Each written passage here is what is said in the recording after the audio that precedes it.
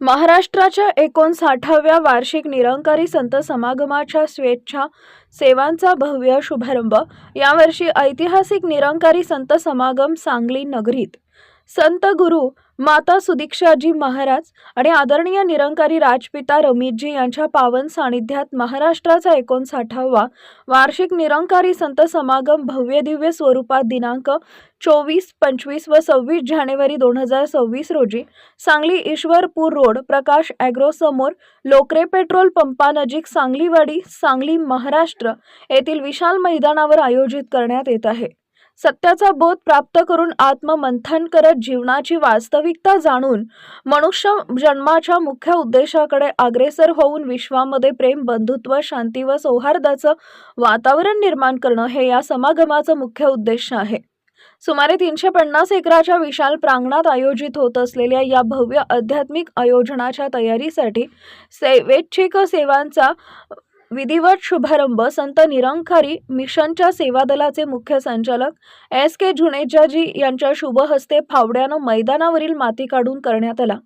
या प्रेरणादायी समारोहाचा प्रारंभ संत गुरूंचा जयघोष व निराकार ईश्वराच्या प्रार्थनेनं करण्यात आला।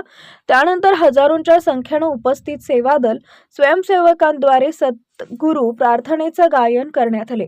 या प्रसंगी मिशनच्या प्रचार प्रसार विभागाचे मेंबर इन्चार्ज आदरणीय मोहन छाबराजी, प्रचार विभागाचे समन्वयक हेमराज शर्मा, समागम समितीचे चेअरमन शंभूनाथ तिवारी, समन्वयक नंदकुमार झांबरे, समितीचे अन्य सदस्य आणि महाराष्ट्रातील सर्व झोनल इन्चार्ज, सर्व सेवा दल क्षेत्रीय संचालक उपस्थित होते। महाराष्ट्राच्या विविध भागातून आलेल्या हजारो निरंकारी भक्तगणांनीही या समारोहामध्ये भाग घेतला।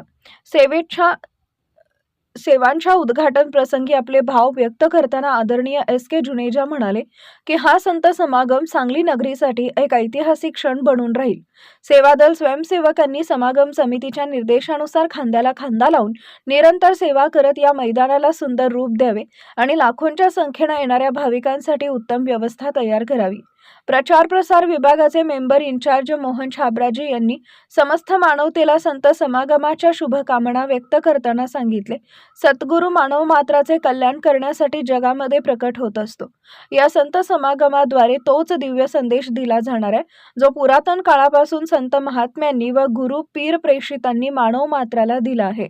हा संत समागम समस्त मानवतेसाठी कल्याणकारी व्हावा आणि त्यामधील संदेशानं मानवानं वेळीच जागृत व्हावे व आपल्या जीवनाचे सार्थक करावे असं ते शेवटी म्हणाले।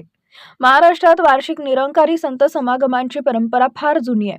1968 मध्ये महाराष्ट्राचा पहिला संत समागम मुंबईतील प्रसिद्ध शिवाजी पार्क मैदानावर आयोजित करण्यात आला आणि त्यानंतर सतत 52 वर्ष हा संत समागम मुंबई महानगर प्रदेशातच होत राहिला। त्यानंतर सन 2020 मध्ये 53वा संत समागम नाशिकमध्ये झाला, तर 56वा संत समागम छत्रपती संभाजीनगर इथं आयोजित करण्यात आला। त्यानंतर 57वा संत समागम नागपूर नगरीत झाला आणि मागील वर्षी 58वा संत समागम आयोजित करण्याचे सौभाग्य विद्येचा माहेरघर मानल्या जाणाऱ्या पुणे नगरीस लाभले। यावर्षीच्या समागमाचं आयोजन करण्याचे सौभाग्य सांगलीकरांना प्राप्त झालं आहे। समालखा हरियाणा इथं आयोजित विश्वस्तरीय 78व्या संत निरंकारी संत समागमानंतर प्रतिवर्षाप्रमाणे प्रत्येक भक्त महाराष्ट्राच्या 59व्या वार्षिक निरंकारी संत समागमाची मोठ्या आतुरतेने वाट पाहते। हा दिव्य संत समागम पूर्णपणे यशस्वी करण्यासाठी महाराष्ट्राच्या कानाकोपऱ्यातून निरंकारी सेवा दलाचे स्वयंसेवक व अन्य भक्तगण हजारोंच्या संख्येनं मोठ्या श्रद्धेनं समागमस्थळी येऊन तन्मयतेनं समागमाच्या पूर्वतयारीसाठी आपल्या सेवा अर्पण करत राहतील। कुछ दिन आकर के रुकेंगे और संतों के बीच में समय के सतगुरु स्वयं विराजमान होंगे। तो सतगुरु माता सुदीक्षा जी महाराज और साथ में निरंकारी राजपिता जी जो इस समागम में स्वयं विराजमान रहेंगे। और ये जो समागम जो रचे जाते हैं ये कोई नए नहीं है, युगों से रचे जा रहे हैं। इसके पीछे जो उद्देश्य है वो एक ही होता है, वो है मानवता को स्थापित करना, अर्थात मानवता में दिव्य गुणों को प्रवाहित करना।